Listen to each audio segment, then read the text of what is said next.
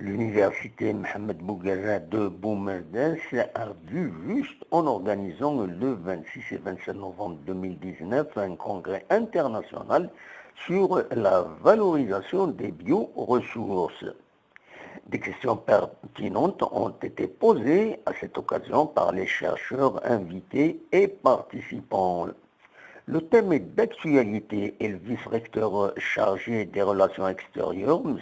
Tahiri Abdelaziz, qui a ouvert les travaux, a synthétisé l'intérêt exact. Écoutons-le.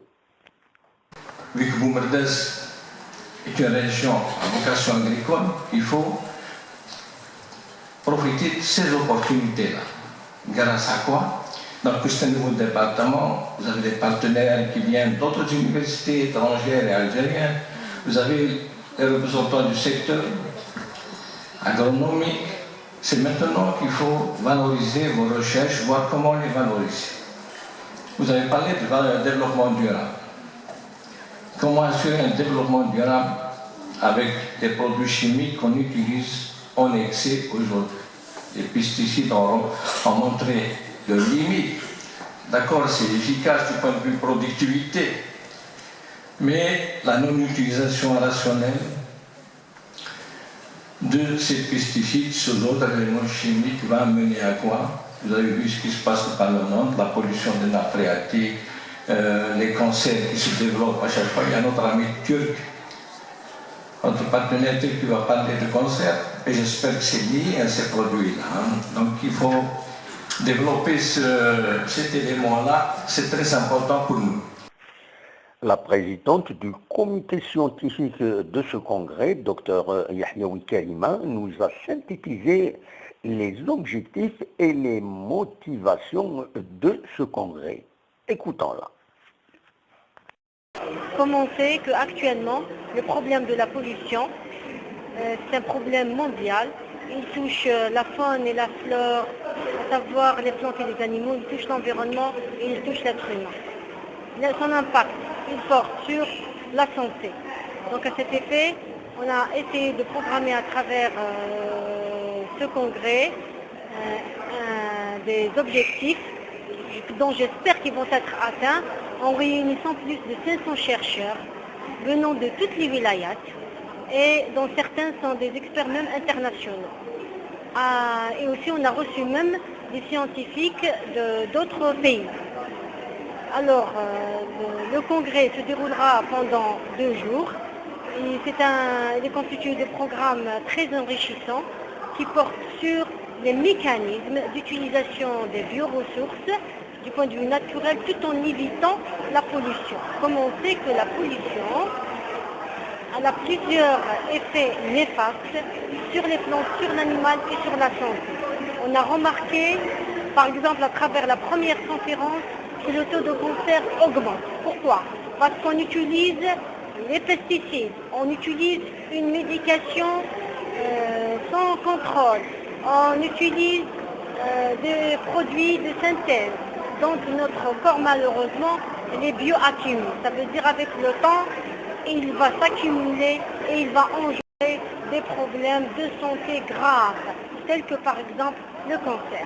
Ça c'est par rapport à la santé de l'être humain. Si on voit aussi par rapport à l'environnement, on voit qu'il y a une dégradation. À chaque fois, il y a une dégradation des biotopes, ça veut dire des milieux.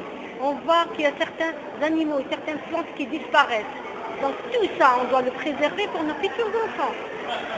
Et j'espère qu'au bout de ces 2 jours-là, à la fin, on va apporter des recommandations qui vont être spécifiques pour notre pays.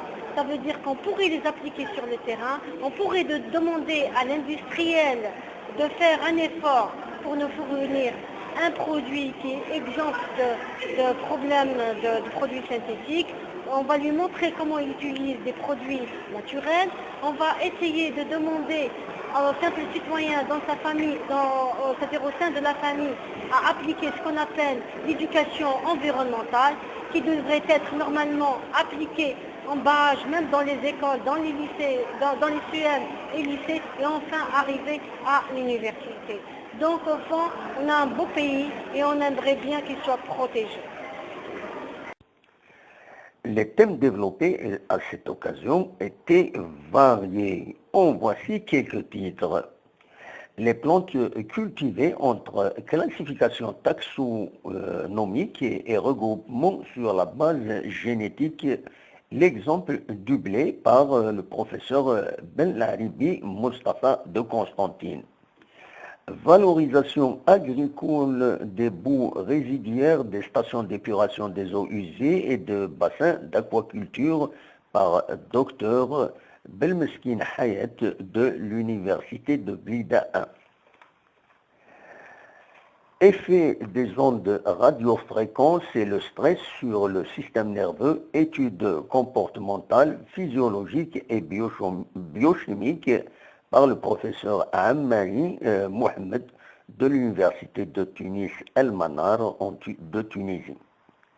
Les bioressources et le développement durable, cas de la filière viande rouge par professeur Jenan Jamel de l'Université Moulid Mamri de Tizi Ouzou.